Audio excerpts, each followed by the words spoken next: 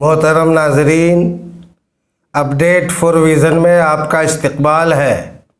آج ربیع الاول میں جھنڈے لگانے کا بیان لے کر ہم حاضر ہیں، تو آئیے ویڈیو شروع کرتے ہیں۔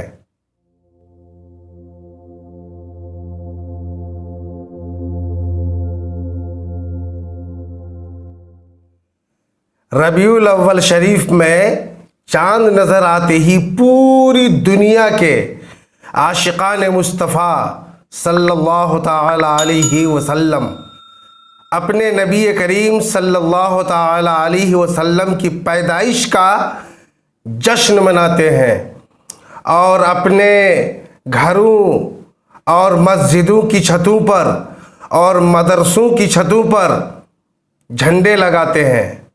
اب سوال یہ پیدا ہوتا ہے کہ جھنڈے لگانے کی کوئی اصل بھی ہے یا نہیں؟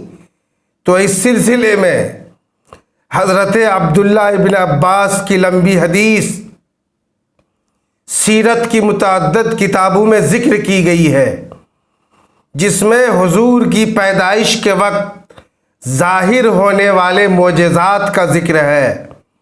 اسی حدیث پاک میں یہ بھی مذکور ہے کہ حضرت سیدہ آمنہ رضی اللہ تعالی عنہا فرماتی ہے کہ اللہ رب العزت نے میری نگاہ سے سارے پردے ہٹا دیے تو میں نے زمین کے مشرق و مغرب کو دیکھ لیا، اور میں نے دیکھا کہ 3 جھنڈے گاڑے گئے، ایک جانب مشرق میں، ایک جانب مغرب میں، اور ایک خانہ کعبہ کی چھت پر۔ اسی طرح علامہ جلال الدین سیوطی نے خصائص کبریٰ میں اور امام حافظ ابن کثیر نے البدایہ والنہایہ میں تحریر فرمایا۔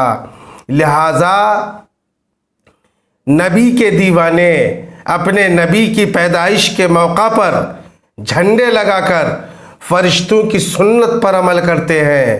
اللہ تبارک و تعالی ہم سب کو ربیع الاول کی بہاروں سے مالا مال فرمائے، آمین یا رب العالمین۔